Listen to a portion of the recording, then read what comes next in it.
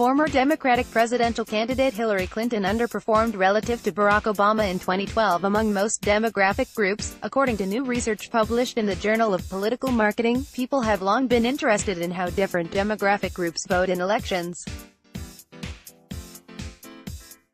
The role of demographics in 2016 received a lot of attention from the campaigns, media outlets, etc., said study author Aaron C.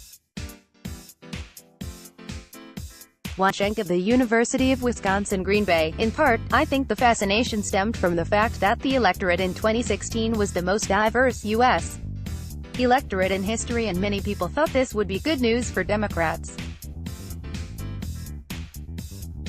I wanted to gather some data and examine the importance of demographics, and changes in demographics, in shaping the 2016 presidential election. How did different groups vote? Were there shifts in the voting patterns of different demographic groups from 2012 to 2016? For his study, Weinschenk analyzed pre-election tracking polls, exit poll data, and state-level variables to better understand the role of demographics in shaping vote choice. There are a number of important findings that emerged from my study. First, I found, using exit poll data, that in 2016 Hillary Clinton underperformed Barack Obama in 2012 in 83% of the 35 demographic groups I examined, he explained. Clinton did significantly worse than Obama among Catholics, men, Hispanic, Latino women, union households, 25 to 29-year-olds, Latinos, 18 to 24-year-olds, Asian Americans, African Americans, and several other demographic groups. Clinton only outperformed Obama among white women, those who identify as LGBT, people over 65, Republicans, those who report being Jewish, and those making more than $50,000. Second, I found, using state-level data, that the percentage of whites with low levels of education and the size of the rural population had large effects on vote choice. Clinton did poorly, and Trump did well, in places with low levels of education and in places with large rural populations.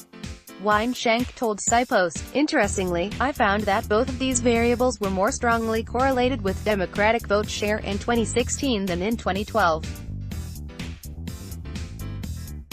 In other words, education and the rural-urban divide became more important over time, at least in presidential contests. The study also failed to find evidence that changes in overall voter turnout rates had a substantial impact on Clinton's performance. Understanding how different demographic groups connect to candidates and political parties is of obvious importance. If candidates and parties know which groups tend to like and dislike them, they can develop campaign strategies that are aimed at mobilizing supporters and persuading those who might not initially be predisposed to vote for them.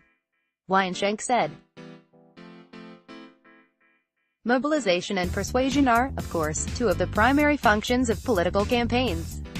Knowing who to focus those efforts on is critical. The findings help explain the 2016 election.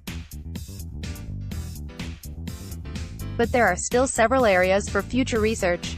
For example, it is unclear what role demographic factors will play in upcoming elections. I think it's important that we continue to study the role of demographics in different types of elections.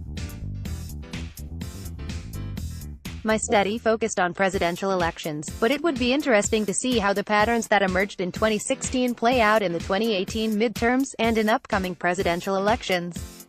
Weinschenk explained, will education continue to be an important demographic factor that shapes how people vote? There was a time in American politics when there wasn't a strong divide in how people of different levels of education voted. Why was there such a divide in 2016 compared to previous elections, and will it continue? I also think that historical comparisons are important.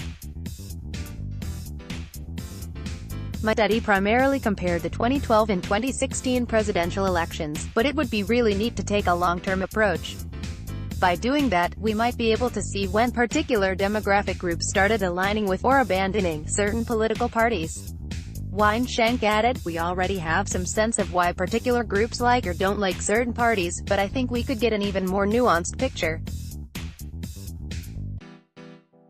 By taking a long-term approach, we could likely get a sense of what sorts of factors lead groups to align with or leave particular parties, e.g., changing party platforms, attention to certain issues of importance to a given group, historical events, etc. The study was titled, That's Why the Lady Lost to the Trump Demographics in the 2016 Presidential Election.